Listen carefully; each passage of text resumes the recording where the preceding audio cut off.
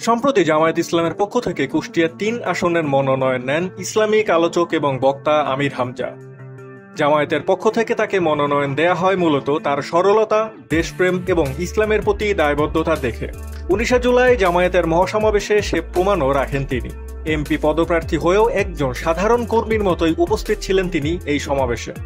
রাতে কোনো ধরনের কোনো ৫ তারকা হোটেলে না থেকে কর্মীদের সাথেই সমাবেশ মাঠে রাত্রি যাপন করেন তিনি।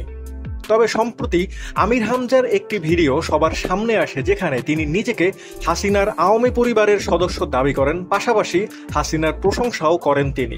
মানুষের কাছে ছড়িয়েছে যে এরা জামাত, এরা শিবির। মন্ট, তুই আমার কুষ্টিয়ায় খবর নিয়ে আয়, আমার ১৪ বংশ আওয়ামী লীগ।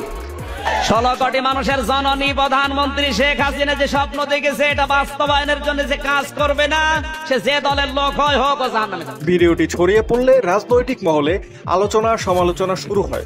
বিশেষ করে জামায়াত আওয়ামী লীগকে পুনর্বাসন করছে এমন গুঞ্জনও ছড়িয়ে দেয়া হয়।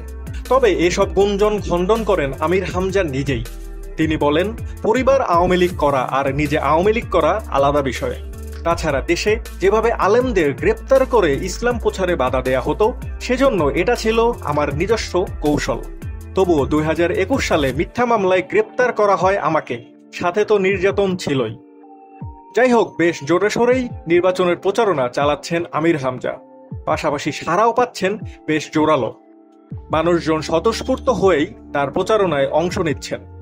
তাছাড়া কুষ্টিয়া ৩ আসনের বিএনপির প্রার্থী তেমন শক্ত প্রতিদ্বন্দ্বী না হওয়ায় আমির হামজাকে তেমন কোনো বেগও পেতে হচ্ছে না।